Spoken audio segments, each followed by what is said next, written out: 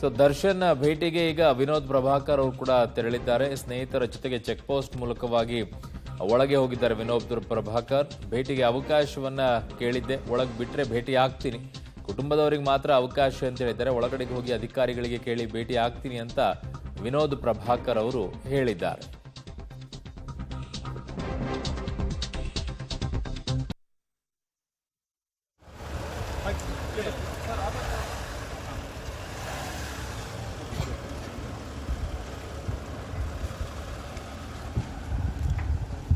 Sir sir please ಸ್ವಲ್ಪ camera ಮಾಡ್ಕೊಡ್ರಿ sir.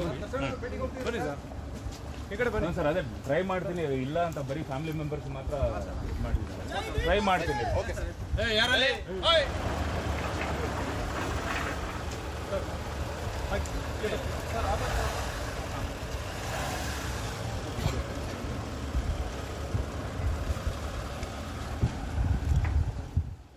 So ಅಲ್ಲಿ ವಿನೋದ್ ಪ್ರಭಾಕರ್ ಅವರು ಸ್ನೇಹಿತರ ಜೊತೆಗೆ ಒಳಗೆ ಹೋಗಿದ್ದಾರೆ.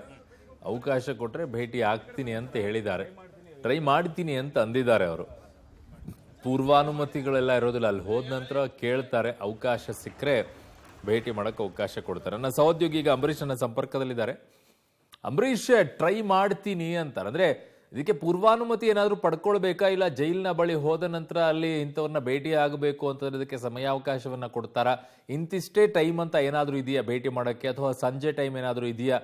ಪರ್ಟಿಕ್ಯುಲರ್ ಏನಾದರೂ ಫಿಕ್ಸ್ಡ್ ಟೈಮ್ ಅಂತ ಇದೆಯಾ, ಅಥವಾ ಯಾವ ಟೈಮಲ್ಲಿ ಆದರೂ ಹೋದರೂ ಭೇಟಿ ಮಾಡೋಕ್ಕೆ ಅವಕಾಶವನ್ನ ಮಾಡಿಕೊಡ್ತಾರಾ ಅಂಬರೀಷ್?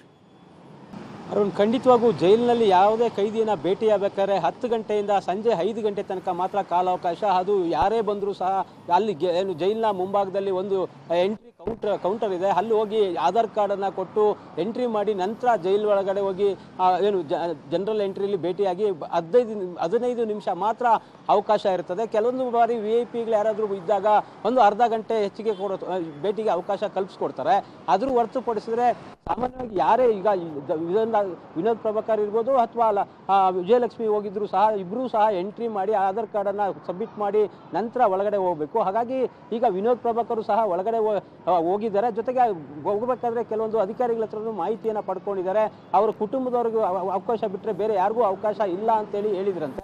ಹಾಗಾಗಿ ಜೈಲಿನಲ್ಲಿ ನಾನು ನೋಡಿ ಈಗ ಜೈಲು ಒಳಗಡೆ ಹೋಗ್ತಾ ಇದ್ದೀನಿ, ಅಲ್ಲಿ ಹೋಗಿದ ನಂತರ ನನಗೇನೋ ಭೇಟಿಯಾಗೋ ಅವಕಾಶ ಕೊಟ್ಟರೆ ಒಳಗಡೆ ಹೋಗ್ತೀನಿ ಅಂತೇಳಿ ಹೇಳ್ತಾ ಇರೋದು.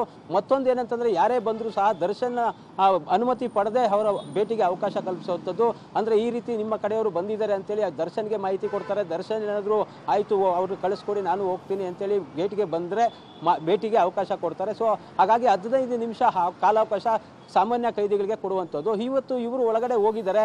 ಸೊ ಇವರು ಭೇಟಿ ಆಗೋಕ್ಕೆ ಎಷ್ಟು ನಿಮಿಷ ಕೊಡ್ತಾರೆ ಅಥವಾ ಒಳಗಡೆ ಅವಕಾಶ ಕೊಡೋದಿಲ್ವಾ ಅನ್ನೋದು ಇನ್ನೂ ಗೊತ್ತಾಗಲ್ಲ. ಯಾಕಂದರೆ ಮಾಧ್ಯಮದವ್ರನ್ನೂ ಸಹ 1 ಕಿಲೋಮೀಟರ್ ಆಚೆ ಇಟ್ಟಿರೋದ್ರಿಂದ ಸಂಪೂರ್ಣ ಅವರು ಒಳಗಡೆ ಹೋಗಿ ಆಚೆ ಬಂದ ನಂತರ ಮಾಹಿತಿ ಲಭ್ಯ ಆಗುವಂಥದ್ದು. ಅರುಣ್.